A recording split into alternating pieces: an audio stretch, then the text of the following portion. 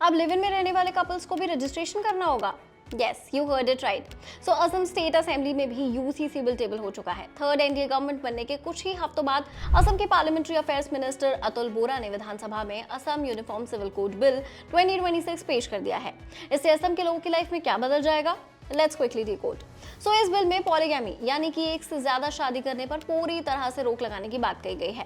इसमें असम की cultural diversity का ध्यान रखा गया है, यानी कि आप अपनी मर्जी से अपने धार्मिक रीति रिवाजों के हिसाब से शादी कर सकते हैं, बिल उसमें दखल नहीं देगा। मेजर हाईलाइट है कि अब हर शादी और डाइवोर्स का रजिस्ट्रेशन कंपलसरी होगा। और सिर्फ शादी ही नहीं, इस बिल ने लिव इन रिलेशनशिप्स के लिए भी एक लीगल फ्रेमवर्क तैयार किया है। अब लिव इन पार्टनर्स को भी रजिस्टर करना होगा। क्यों? ताकि ऐसे पार्टनर्स के बच्चे की राइट्स सुरक्षित रहें, यानी अब इन रिश्तों को भी फॉर्मल रिकॉग्निशन मिल सकेगा। प्रॉपर्टी और विरासत यानी कि इनहेरिटेंस के लिए भी अब यूनिफॉर्म रूल्स होंगे। इसका पर्पस ये है कि घर के एसेट्स का ट्रांसफर सबके लिए जस्ट और बराबर हो। ये बिल पूरे आसाम पर लागू होगा, यहाँ तक कि उन असम निवासियों पर भी जो राज्य से बाहर रहते हैं। लेकिन इससे असम के शेड्यूल्ड ट्राइब्स को बाहर रखा गया है। ट्राइबल कम्युनिटीज और 6th शेड्यूल वाले इलाकों पर ये लागू नहीं होगा।